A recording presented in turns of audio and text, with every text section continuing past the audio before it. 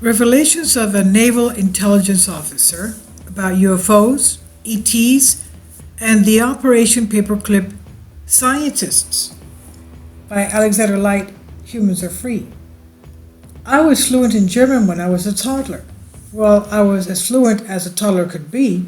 I learned German from my German grandmother and father, who often spoke to me in German, the land of their birth and upbringing. Sometime later, when I was 5 years old, I received a lot of practice speaking German to strangers because they were crawling through my home in Littletown, Colorado on a regular basis. From 1983 to 85, I visited almost every night when I learned that my father was dying from asbestos poisoning and explained many bizarre things that I had seen and heard as a child. And over the next two parts of the series, I'll share the content of the highly classified material that my father shared with me during the time on the topic of Operation Paperclip, the UFOs, the secret space program, and the existence of extraterrestrials, ETs. A strange childhood. I had a childhood that was different from many children, and my beautiful mother had a marriage that was unique and at times was filled with loneliness. But before I was born, my father oversaw the rewiring of the Combat Information Center, CIC, on the carrier Franklin D. Roosevelt.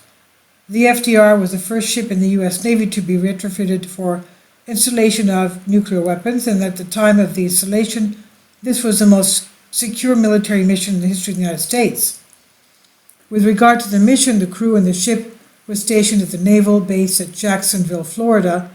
The installation of the nuclear weapons on the FDR was accomplished at sea, and they were operational on a mission which extended around the southern tip of South America. My father said this was done to try and limit the amount of eyes-on surveillance the Soviets would have on the process, and this mission was performed at a time before the use of satellites. During the course of the mission, my father said that for 3 nights, the small task force was followed by, quote-unquote, glowing orbs. Okay, they were followed by glowing orbs to the rear of the ship, and this will be an important variable to the story as it plays out in part 2. The mission itself, from start to finish, took 18 months, and during that time my father and mother saw each other for exactly 10 days. And during the course of my childhood, my father was under constant surveillance. Our phones were tapped, our mail was read, we had visits from either the Secret Service or the FBI every 6 months. The routine was always the same. One agent would generally question the family, while another agent isolated one of the family members at a time for interrogation. The questions that we were asked were always the same. Do you know what your father does for a living? Who have you told about what you have seen and heard? The interrogations were always accompanied by the use of a polygraph. And for a long time as a child, I thought that this was what every family went through, as this became normal to me. These interrogations continued like clockwork until my junior year while attending the University of Denver as an undergraduate student. The FBI showed up and announced at my dorm wearing suits and ties. I was embarrassed and incensed, and I started yelling at them until they left. I never heard from them again. Although my father received a scolding with regard to my uncooperative attitude. The chronology of my father's work. Following my father's mission with the FDR, he was early retired by the Navy at 19 years and 6 months with full pension instead of the requisite 20 years required to receive a pension. In other words, the government could not wait to get my father to work on this new project. My father was allowed to come home to the family visit for a week in Iowa following his formal retirement. Then he left for Denver, Colorado. He purchased a home and began to work at Lowry Air Base in Denver. And his work was disguised. His entire unit posed as civilian engineers with the 547th. It was there that he encountered German scientists who had worked on the Third Reich, and occasionally my father would bring 1 or 2 of them home, and they would work on what appeared to be blueprints. During these visits, I would get to speak to the man, often in German, and then my mother would take the kids to the park or the movies. Security personnel in plain clothes would accompany the party to our home. And later the project was moved from Lowry Air Force Base to Martin Marietta, located in the foothills of the Rocky Mountains 15 miles due west of our home. So what did my father work on during this time? His work centered upon vertical takeoff craft, vertical, right? I do not mean the Harrier jet, I mean like what you see in the movies. My father worked on anti-gravity technology that would enable a craft to achieve escape velocity from Earth's atmosphere. And because my father's role kept expanding, he was able to see the project beyond the compartmentalized view that was imposed to prevent any one person from learning too much. My father's work was concluded with Nazi scientists. He went to work at Sunstrand Electric in Westminster, Colorado. There he worked on advanced satellite technology that would be used to track outbound and inbound space vehicles. My father's expertise did not extend to this area, but his service was invaluable because he knew how to organize study groups, action groups, and help the process grow to final implementation. In short, he took on the role of a non-technical project manager. It was at Sunstrand Electric that my dad worked with electronic surveillance expert Bill Pawelek, and Bill would later be married to Annie DeRiso, my former director of news at the Common Sense Show. On the About page of my website, you can view Bill's revelation made to Stephen Greer at the White House Press Corps regarding the existence of extraterrestrial beings. Bill granted the interview before he died of cancer. Bill Pawelek actually briefly knew me as a child as he visited my home. However, I do not remember Bill's 2 visits. I reunited with Bill in 1993 after I was listening to Art Bell interviewing Vance Davis, formerly of the NSA. Vance's revelations on Art's Coast to Coast show were of a nature that I knew that he knew what my father had learned over a 30-year period. I reached out to Vance and was eventually contacted by Bill Pawelek, who is also doing contract work for the CIA. Night revelations. In 1983, my father received word that his developing lung condition was terminal. I began to visit him on a nightly basis, and we talked about everything, including the work he did for the government following his retirement from the Navy. Our conversations took a bizarre twist when I asked my father 2 questions. Quote, who killed JFK and why? And 2, what was the truth behind UFO sightings? I never obsessed with UFO question, but was fascinated by Betty and Barney Hill accounts that I had read about as a child. And during the course of our conversations, I learned that every one of the Nazi scientists my father worked with believed that the technology that they were in possession of had extraterrestrial origins. And part 2 of the series further developed the role that Vance Davis and Bill Pawelek played in the relations that I would come to be a part of with regard to the extraterrestrial question and what it means for humanity. I understand that these revelations will come back as a shock to my listening audience as well as my readers, except for the false flag plan, Operation Bluebeam. I have never written or discussed the subject of ETs until now. What I will reveal will be the culmination of over 30 years of information gathering. If any of you are wondering why I would wait until now to reveal what I learned about this topic as a result of my work of my father, Bill Pawelek, and Vance Davis, let me save you time and I'll take you to construct an email. My mother was the beneficiary of my father's pensions. Both pensions carried a strong stipulation as to my father's national security oath. If he had been caught revealing state secrets, he would have been sentenced to life in prison at Leavenworth, sentenced to hard labor, no due process, and would have forfeited all financial assets. After my father's death, the only assets left on the table were my father's 2 pensions. If I had spoken publicly about this prior to 2011, the year of my mother's death, she would have forfeited the rights to his pensions. The only person that I spoke with outside of Bill Pawelek and Vance Davis was Ken Anderson, former astronaut, and Jim Mars in a meeting that was arranged by Bill Pawelek 2005 at the Phoenix airport. This was a meeting in which Jim Mars and I exchanged information on the topic of Operation Paperclip, that was reverse engineering of the scientific breakthrough obtained by Nazi scientists. And part 2, Confessions of Naval Intelligence Officer JFK, UFOs, ETs, Giza Pyramids, and Sidonia Mars Connections, My dad did not know anything about JFK, but he knew it was a conspiracy because he quickly pointed out to me that it had to do with others as well. Now, hyperdimensional physics. My father believed that the cited UFOs were our reverse-engineered craft. He did not believe, as did his Nazi counterparts, that aliens were visiting the Earth. He felt that they were ours. Hyperdimensional physics.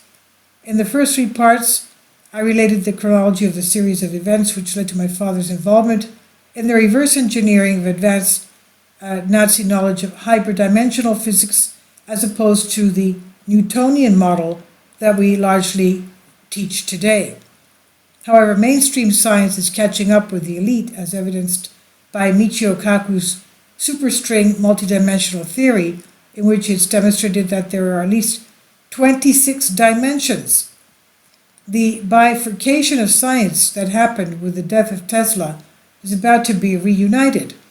However, the secret space program is, no pun intended, light years ahead of the discoveries of today's mainstream physics. Teleportation experiments and today's UFOs. At the Max Planck Institute in Leipzig, Germany, there have been successful teleportation experiments involving various objects. In each case, the object arrives at its destination prior to leaving its point of origin, and the object is reportedly out of phase at the time of experiment. Well, this is exactly the technology my father worked on. When a UFO is traveling at 10,000 miles per hour and makes a sudden right-angle turn, the inhabitants of the craft would be crushed by the G-forces. My father's working group tried to solve the problem by employing Tesla technology. At the moment of the right-angle turn, the craft would momentarily blink out, a commonly reported phenomenon from UFO observers, as the craft would temporarily go to another dimension to avoid the G-forces in form of teleportation. This is the working principle discovered, quote-unquote, by Newtonian science researchers earlier in the century. Abe Lincoln was correct in that you can't lie to all the people all the time. The Max Planck experiments were briefly reported in the mainstream media, but ever so briefly. You see, you are not supposed to know about the existence of this type of science. If you want more information on this science, read up on Tesla-created Philadelphia experiment.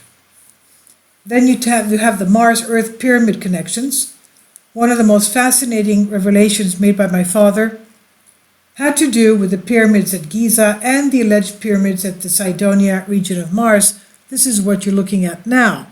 This is the Cydonia, pyramids and face on Mars, taken by the Viking mission.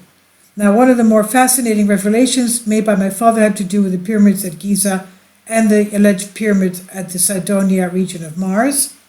Do you remember the 1980s movies starring Harrison Ford and the old Indiana Jones movies?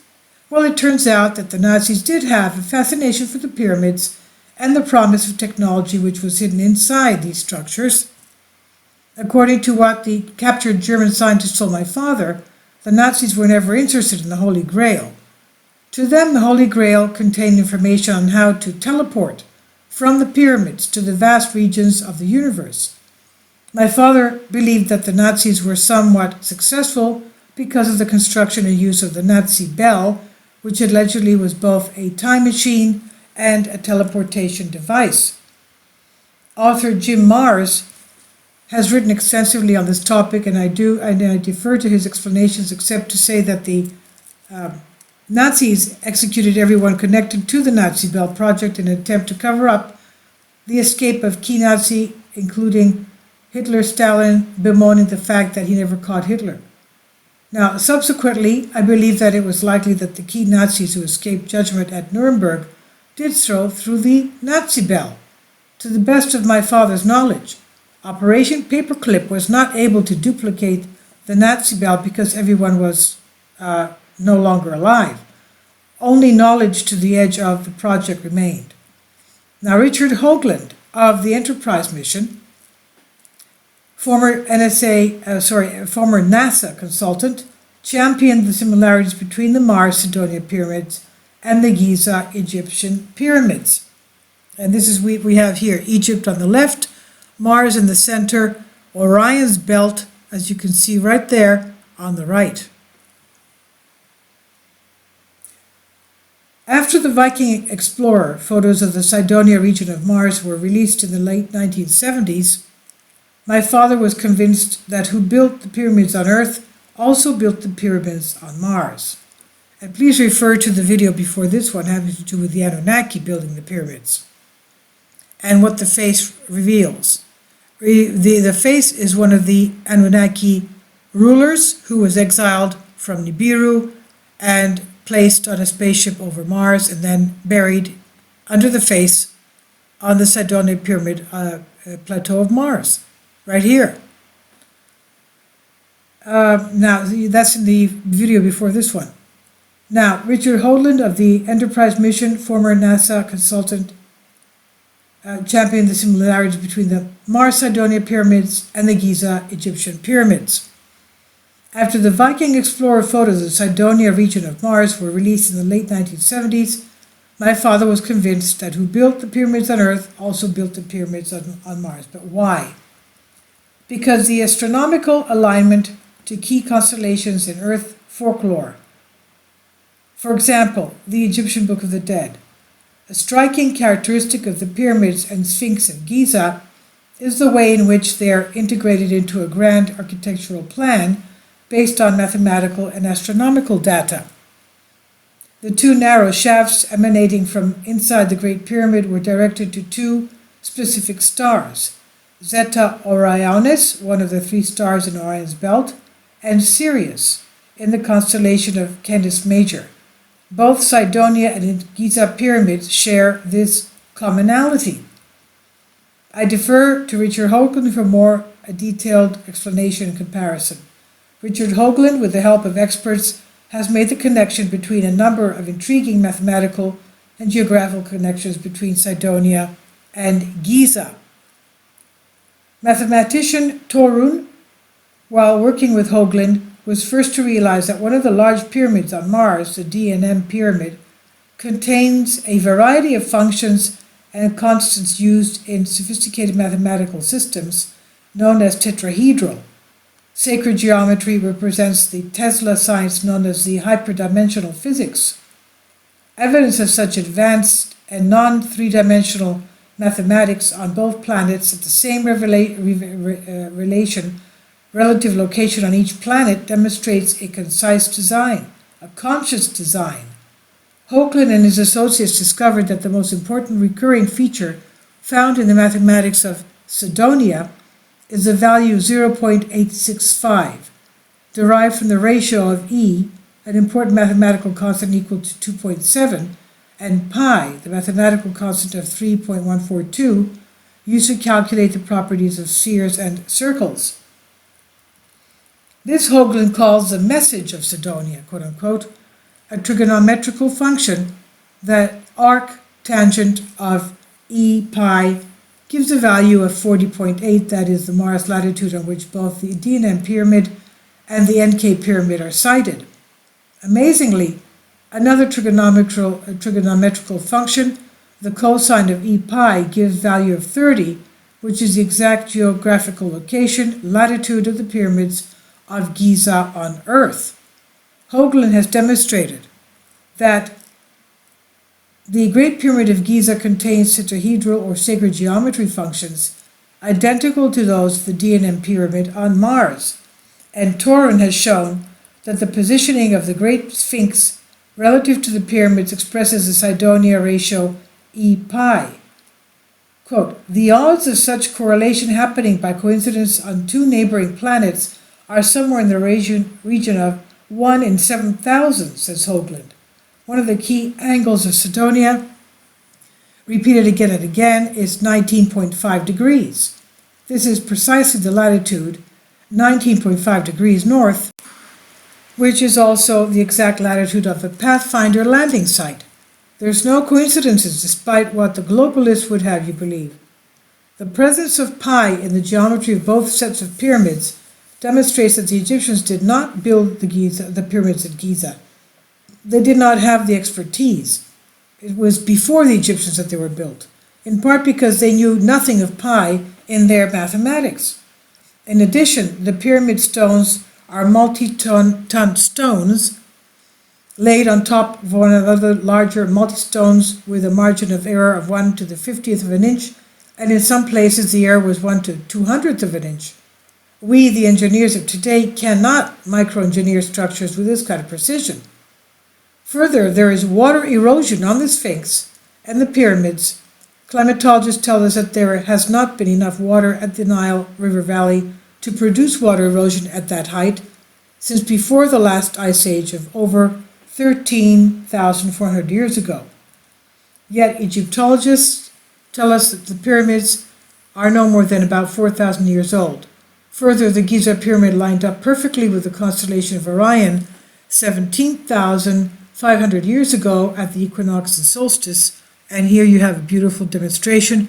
Egypt pyramids on the left, Mars in the middle, and Orion's belt on the right, as you can see. Now, this also happened the same time at the other pyramid structures on the earth. My oh my, it's raining coincidences.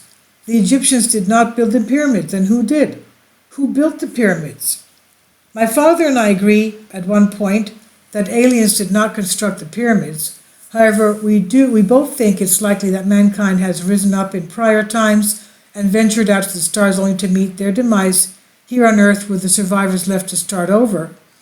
Hence, Hopi legends, which match ancient Indian teachings, state that we are the fifth and final world.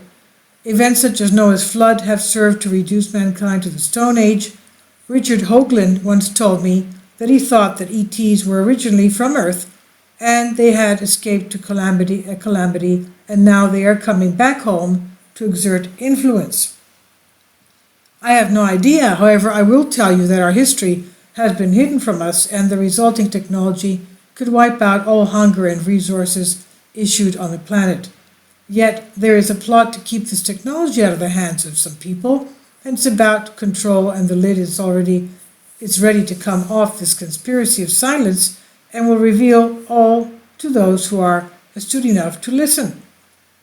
And the 10th Sumerian tablet is what I had in the video just before this one. That's very interesting because it tells us about Thoth and the Atlanteans and how they spread throughout the world. And also the fact that one of the Anunnaki leaders was exiled over Mars. At that time, Mars still had an atmosphere and water and was livable. And he's buried at the face here of the Cydonia plateau of Mars that has the face that supposedly it could be his grave under there. And his face was to be facing Earth and to be visible by people from Nibiru. And also the Cydonia pyramids that we see there on the bottom right-hand side here. So that's the video before this one.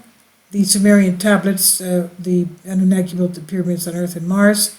And this is by Dave Hodges, and it's by Alexander Light on Humans Are Free Creative Commons.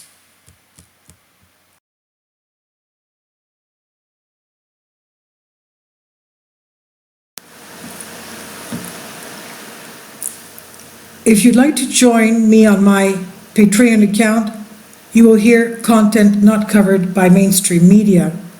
These riveting stories will be based on my research, and I will state my opinions and give my personal insight on diverse and controversial subjects and world events not covered by mainstream media, and not supported by YouTube guidelines. So whatever I have on my Patreon, most of those will not be on my YouTube channel. Please consider becoming a member today. More of the most significant and important videos will be on my Patreon channel. Your support helps me to continue my research and keeps this YouTube channel alive.